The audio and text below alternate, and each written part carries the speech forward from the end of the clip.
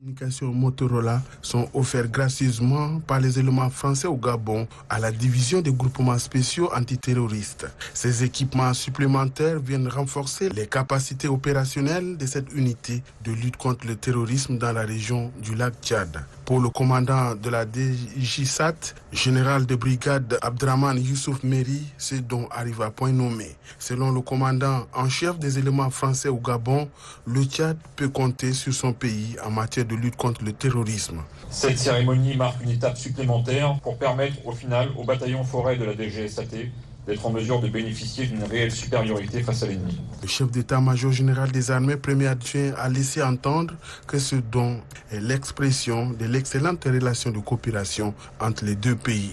Le Tchad a toujours bénéficié du partenaire français d'une assistance technique.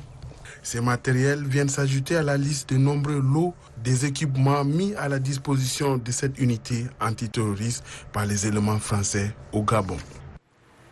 En bref, en image, cette action a salué. La France a aussi cédé le matériel de déminage à la Direction générale du génie militaire du Tchad.